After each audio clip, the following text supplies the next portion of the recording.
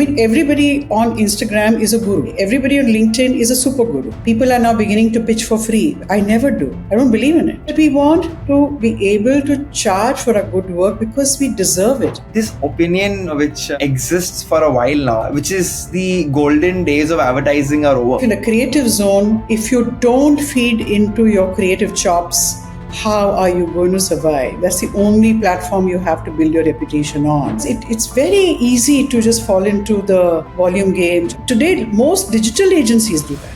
But if you look at their work, I would die.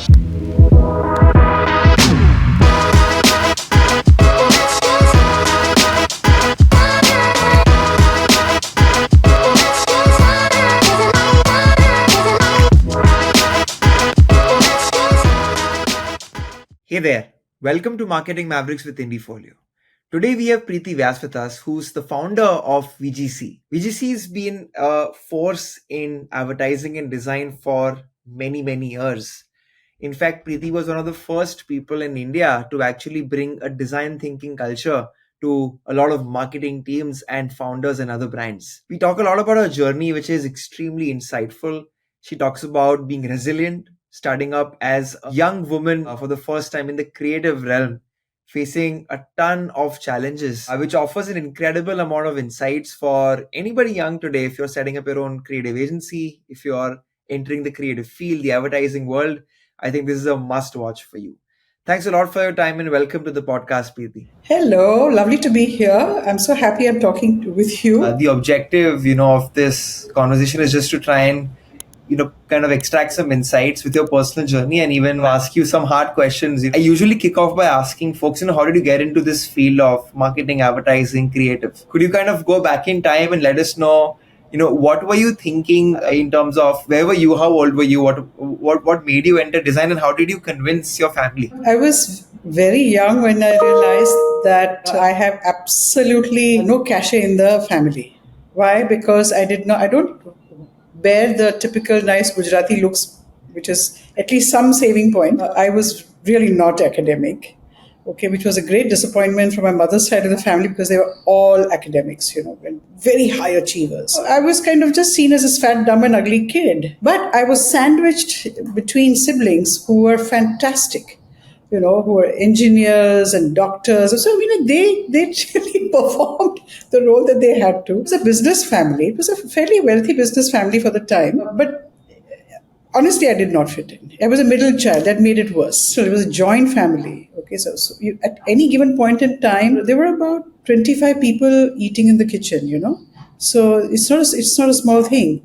And from right from the beginning, the woman's role was supporting in the kitchen, and that's what I had to do. And I did that until one day I realized, what is this? Why? So I think there was a little bit of a natural, rebellious kind of an individual that was growing within me, which I don't think anybody kind of noticed, But I realized that I was asking questions which were uncomfortable. And answers were not very easy to come. But I was also rather dismissed.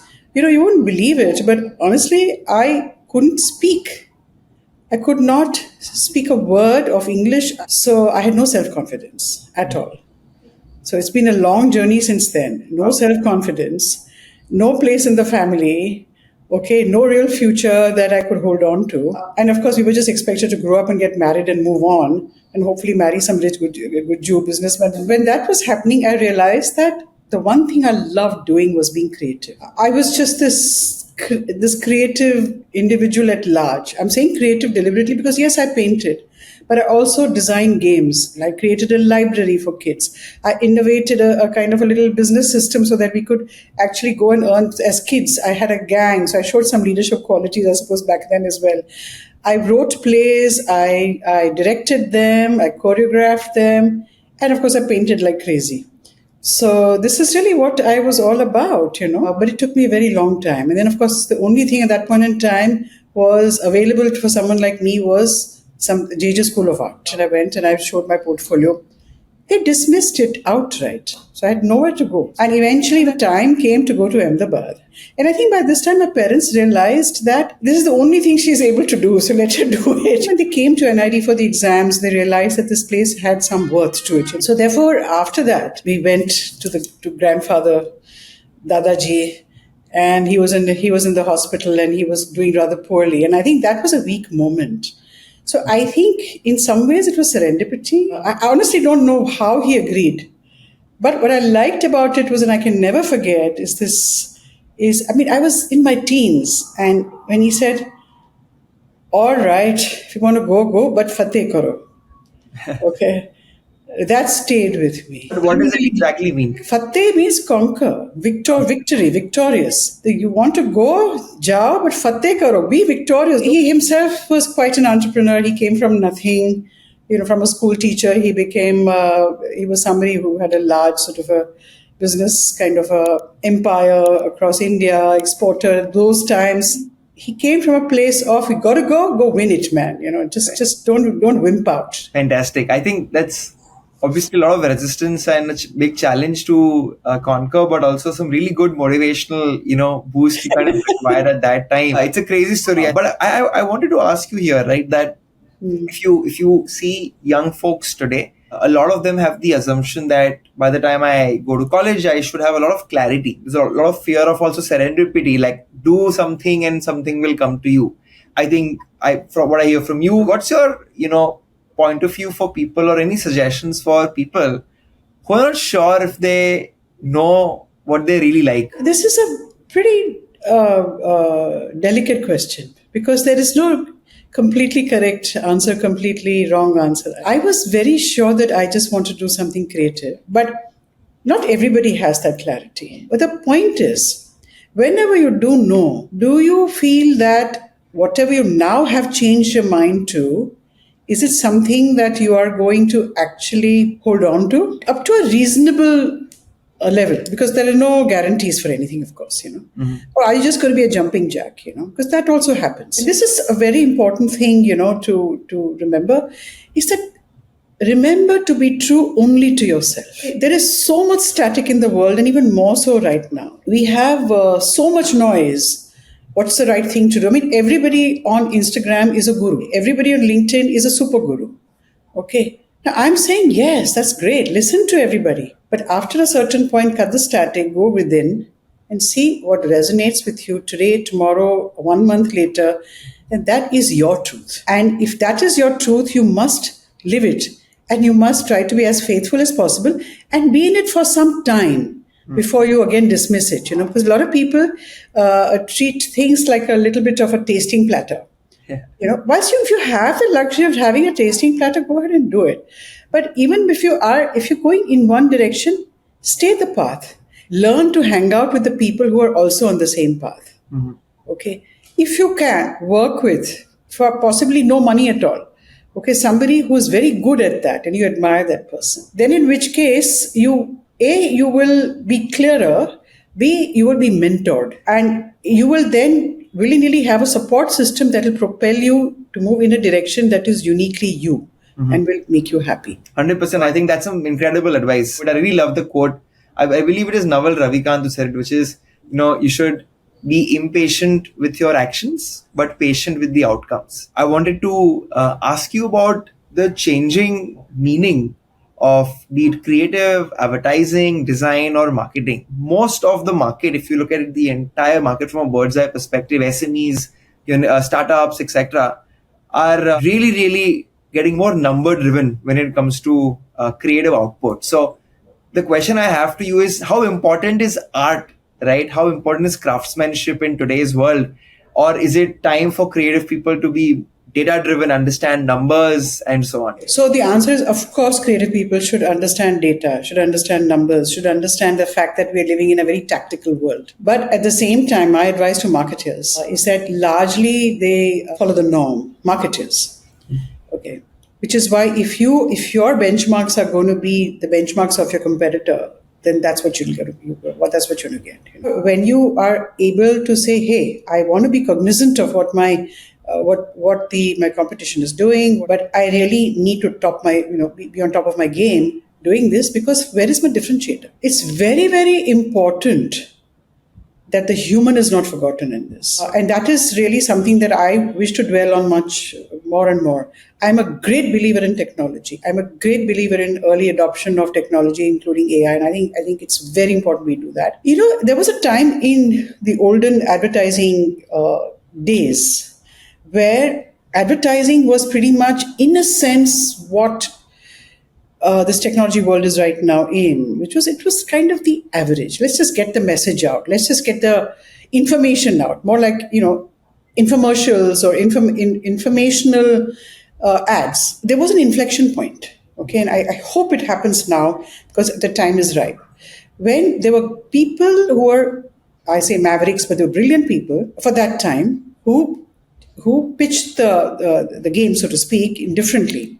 They pivoted it differently. So you had the greats like Muhammad Khan, Ravi Gupta, Frank Seymours, and so on. You may not always agree with them, but fact of the matter is that they were divas. They had great passion and belief, and they fought for their passion and belief, and they created what this world of creativity that we know now.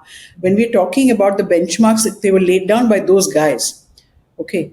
And little later, then you have Piyush Pandey and so on. So yes, you have that. We don't have that moment in the tech world as yet. But I think internationally you're seeing it. Here and there you see sparks. But those who will remember that there's a human at the center of technology are the ones who are going to succeed.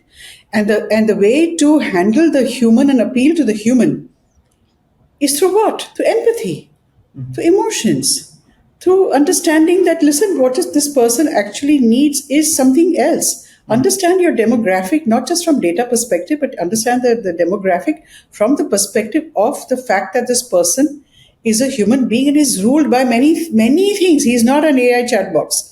Okay, he's ruled by many things. There's a lot of push and pull going on. And in today's day and age, you have to talk to the individual who is the Gen Alpha needs a different discussion point. The Gen X needs a different discussion, kind of communication direction. You're going to need all that. Today, technology is going to allow you to customize your messages, but don't forget that there is a human being there. Okay, nothing is B2B. Everything is actually B2C, or human to human. It is human to human. We are humans manipulating and using technology to appeal to another human. If you remember that, and if the marketers actually feel that they need to make a differentiated message, you can recreate that inflection point which we had back in the day to create that golden sort of era, to kick off the golden era. It is entirely possible. There are very smart people around, but it'll take one or two people to create that bold move. Not just creative people, but marketers, because they're the ones who buy it, right? Correct. So we have to have that. No, that's absolutely true. And I think very excited to see where things go. I want to now talk about first jobs, marketers, advertisers, creative people should take up. Usually from day one. Initially, people used to say, sweat in the sun and, do sales if you really want to understand, how business works, how customers work. A lot of people say, go to the agency side, the service side, where you can experience multiple clients, multiple industries in a short time period. And today, of course, people also start up directly, their own shop. While obviously there's no right or wrong answer, but can you tell a little bit about your first job, and in today's world, if you had to get your first job, how would you approach it? From my personal perspective, because I hire a lot of freshers, I feel that institutions are not really teaching anything at all. Unfortunately, the kids don't know that. Kids' parents know nothing at all. Okay, the teachers who are teaching also don't know too much because they've never really gone out and worked. So you really are taking somebody rather ignorant on board. If I had not gone and worked with Mohammed Khan as an intern, as I was actually doing my final project, it was really a miracle. I mean, it was serendipitous, honestly. It was not planned. But I would say if you can plan, do plan. I was paid 500 rupees intern, that was all that I got. I was happy with it. But had I not done that, I wouldn't be where I am. So today you can research people, their work and things like that, So I would definitely say it's very easy for institutions now to give them corporate jobs. Corporate jobs, like let's say you come from an NID, corporate jobs come easy, give you a lot of money, great comfort, great designations, and even today, even consulting companies are hiring. Management consultancies are hiring. They give huge amount of salary. So the Lot of designers fall for it and they go for it. But to me, that sentence as a creative person, because you haven't really understood what creativity is. You really haven't understood. You've not worked with a real mentor.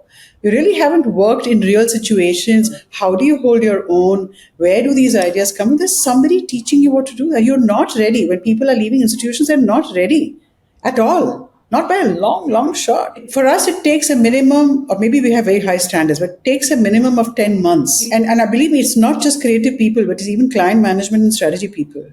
What we get is so bare bone. To make something out of that, it takes time. It takes a lot of effort and a lot of dedication from our side. Now, there are lots of people who start out on their own. A lot of people also fold up, or what this creates eventually is also kind of the lowest kid on the block, the cost wise. So you get into the whole game of cost cutting, and there are enough people out there who will say kuch sasta chahiye, you know. So that's a terrible place to be in, because there's only one person who will be the cheapest kid, right? Not everybody can fight for that. But what you're also doing is really writing your own death warrant, because you're not doing it. There's no respect for you. People are now beginning to pitch for free. I never do. I don't believe in it.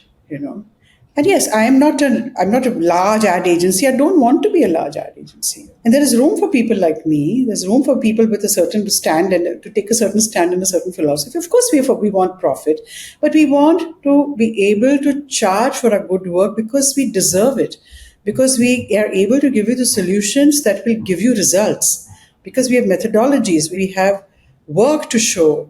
The way we think, the way we work, our benchmarks are superlative. So you need to constantly build on the value you bring to the world. Really, honestly, otherwise it's very easy to just fall into the volume game. Chalo kuch sasta kar dete. Today, most digital agencies do that. Large companies hiring loads and loads of people. But if you look at the work, I would die. I would absolutely die. Either day in and day out, if one has to do this kind of work. Right. But they're doing it, and maybe they have a strategy behind it. Somebody told me that it helps us focus on something else, etc. Fair enough. Like I said, this from my perspective. People have different perspectives. But end of the day, if in a creative zone, if you don't feed into your creative chops, how are you going to survive? That's the only platform you have to build your reputation on. There was once a time when Sunil Padwal, I don't know if you've heard of him, but he's actually an artist. He came to me saying, I want to intern with you. I said, listen, your work is like an illustrator or an artist. I don't have any need for you. I can't pay you. He said, I don't care. I want to just sit here. I want to learn. Don't pay me a penny. And he just sat there. Okay. And he absorbed. And I felt so bad for him. And at that time, I was designing a newspaper, Sunday Observer, and I spoke to the editor. And I said, this is a very talented young boy. Why don't you give him an opportunity to do the illustrations for all the articles? And he got that gig. And he then got picked up as an artist by Harsh Goenka. And he managed to have a solo show. And today, of course, he's a very big name in the world of art. So you need to work with passion, and you need to follow people whom you think you really respect and enjoy their work and want to be in the vibe, because eventually it pays. I want to now move into this opinion, which exists for a while now. Which is the golden days of advertising are over. There were times where, agencies used to truly partner with the brand. Now, really, it's kind of fizzled out. And I think since 10 years, I'm hearing more and more of that. Where almost today the opinion is that, we're not going to partner with you. We don't need to partner with you, etc., etc. I think there's a lot of opinions flying around there. Why do you think this is the case? And why do you think this is the opinion of a lot of brands? Like I said, that there was a time when we were led by visionaries, people who passionately believed in their thoughts and ideologies passionately. They fought for it. Okay, they saw trends before the clients did. They were teaching clients, and that's when clients started to eat out of their hands. They were the go-to people. Said, hey, I have this. I've said this recently somewhere else also. Like, it was Mohammed Khan who actually, I don't even remember the Charmis cigarette brand. Okay, it was his idea to put a denim bag. And that was a marketing idea. You know, number of times we actually get hired to do branding, but we give marketing ideas, innovations. I mean, I have a client, Charakdin, the shirt guy. I said, your logo is such and you won't change it. You have uncles who are your, and grand uncles who are your clients, but there's a whole new young generation. You need to have another brand. And I actually created the brand. I got a designer. I actually created the entire, the first collection. This was years ago. And so I met him last year, and he said it's doing phenomenally well. So if you are somebody who is able to read the market, read the room, and comes from a place of passion, you're bound to lead the pack. What's happened is that those people went away, all the passionate people. So now what you have are business heads. You don't have those guys who ran with their vision and passion, and they were ready to they were ready to kill for their idea. You're now very worried about the bottom line. I'm not saying you shouldn't be. Of course you should, but at the expense of all of that, which is why people started to pitch mindlessly, don't charge for your pitches, give incredible discounts and rebates. You are cutting down your own value. And you're not coming from a place of doing anything informed. You're no longer a leader. You're only reacting to the marketing guy's dynamics. You abdicated that position of leadership. Okay. So I'm not saying there are no exceptions. Of course there are. But largely that is what has happened. On the marketing side, what has happened also. Okay, because whilst the economy opened up, and when we said it was the heyday of advertising, let's face it, the economy was not open. There were very few competitors. Now, wherever you look, there is a competitor. Whether it's any kind of a business, has 20 other people vying for the same person. So in that atmosphere, in that business marketing environment, now you have marketing heads. We don't get briefs from a lot of them. Some of them are fantastic, and we've done great work for those, but then that you become truly a good partner. What we end up doing is actually defining a brief, because a brief is not when you come to me saying, I want to be the topmost brand. Yeah, sure, everybody does. Who doesn't, right? And I do this, and I do that, and this is my audience. Great. But what is it that you stand for? Fine. If you don't have the answer, we'll help you do it. We lead the conversation.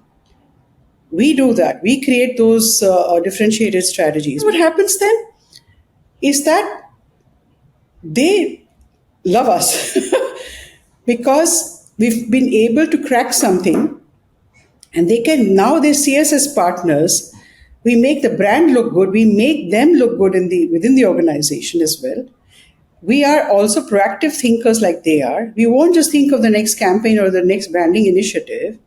Okay. We will try to always be at the forefront of the next thought which will change your positioning. Okay. That's when relationships happen. And that's when binding relationships happen. We've also realized that we can't fight every battle. But we want to fight the most important battles. Okay, I would rather give in 2-3 things to be able to do the first 5 most important things very well, because that's really where your reputation will count, your relationship with the client will count, and you need to be operationally extremely efficient. So whilst you're protecting the big thinking, the big creative zone, you can't afford to be lax with your operational stuff. Very interesting point, and I think creative people generally shy away from it, and in fact they identify that nahi mujhe to nahi aata hai, mujhe nahi aana chahiye, because I'm a creative person. I've often seen that. I've also had convinced myself a few years ago that I'm never going to get good at this, but I think it's very hard to manage cash flow in a service company, especially in a country like India where payment terms and the way money flows is pretty challenging. I think when people read your story, they'll also see you've had various setbacks, I think in your first year, if I'm not wrong, your office once starting burned down. You hear challenges. This is it's not even in a list. My first employee came to a burnt office, I was literally on the streets. Wow. So it was so early, your first team member came there. So, I mean, you've ran this for decades now, and you've kind of come back from almost zero. Sometimes sub-zero. Sub-zero. So what's your real learnings, right, on managing cash flow for your agency? And also if you can share more about maybe individually, how did you convince yourself as a creative person that money is important. I need to get good at it. I realized that if I don't earn money, then there is not going to be any bread on the table. So I was the first time that I was really taken for a ride was someone internal, my own accounts person, who lied to me and became a director, had signing authority. It was so stupid, And even though I come from a business family, I was never exposed to business conversations. And I guess temperamentally, I'm not clued in, like you said, creative people, so it's difficult. Now, of course, I sit on boards and things like that, which is different. So that's the first thing that happened. A few years later, I realized what was going on. So to correct that picture, it's not an easy thing. So cash flows have become important. So a lot of us just pretty much run this business absent-mindedly. We just manage to kind of survive, and we get so much into the creative josh of things that we sometimes forget that we also need to do this. So I think a big lesson for me was in 2008 when my daughter was very unwell and I had to look after her and I had to take the eye off the ball. And there were internal people who took advantage and created a situation where there was a lot of false billings that happened. So as you grow, so when the crap hit the fan was when I was hit with false bills which went to the clients and realized that there was actually no revenue there. So this is very important. Don't count your billing, you need to really count what is in your hand. That is really the only important thing that the team needs to remember. So sometimes even your business heads will show you that, give you projections which are fantastic, but okay, fine, thank you, but what's in the bank? Plus, of course, you still have a personal life, you have a child to put through college, all of that is happening. And the only thing that I had, luckily for me, was a roof over my head. And that's when it became important for me to understand that I need to have a parallel saving system for the company and for me as an individual.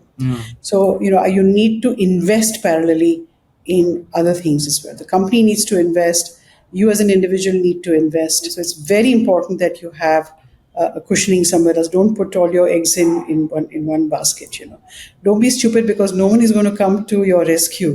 And so very important that people need to make a conscious effort to learn finance. I think very, very well put, and I resonate with a lot of things you're saying. I wanted to ask you like a last question. I must ask you about AI. We are a network of creative founders, right? And a lot of them are very anxious today because what's happening is essentially a services company sells skills and specializations in a particular aspect. People like Sam Altman, the person behind OpenAI, and more, continue to say that maybe 2 years from now, we'll have a PhD level person in every field, be it healthcare, be it design, be it advertising. What that means is anybody could create an internal team of humans who'll adopt that and just have a studio in-house or a production company in-house or an agency in-house. Because if you want to do deep research, if you want access to creative,